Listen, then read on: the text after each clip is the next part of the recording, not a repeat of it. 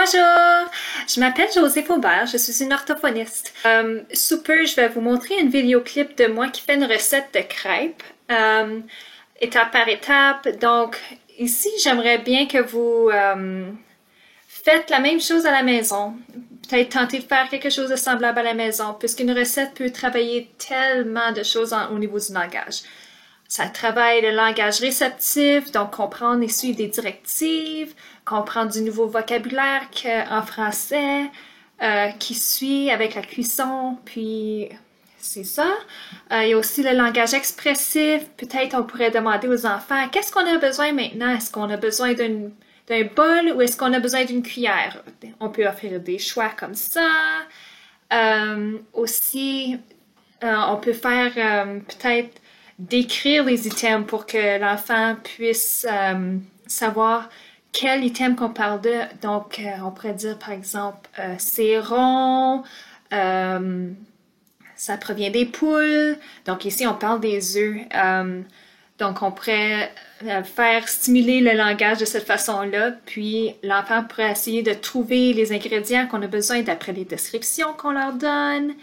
On pourrait demander à l'élève ou l'enfant de suivre certaines directives pendant la recette. Bon, une recette, ça peut faire plusieurs choses au niveau du langage. Donc, avant de commencer ma recette, j'aimerais vous expliquer quels outils que je vais utiliser et quels ingrédients. Donc, ça serait bien de partager avec votre enfant ou de parler avec votre enfant des outils que vous allez utiliser et des ingrédients afin qu'il puisse avoir accès au vocabulaire lorsqu'il vient le temps pendant qu'on fait la recette. Donc, qu'est-ce que vous avez besoin aujourd'hui? C'est un malaxeur ou bien un fouet. C'est à vous de décider si vous voulez utiliser un ou l'autre. Un grand bol, une tasse à mesurer, une cuillère à table et une cuillère à thé. Vous avez besoin d'une louche, d'une spatule et aussi une poêle. Pour les ingrédients, nous avons besoin de la farine. Donc, 2 tasses et demie de farine. Vous avez besoin de une cuillère à table de poudre à pâte, une cuillère à table de sucre, une cuillère à thé de sel, que je n'ai pas avec moi, mais on va dire de sel.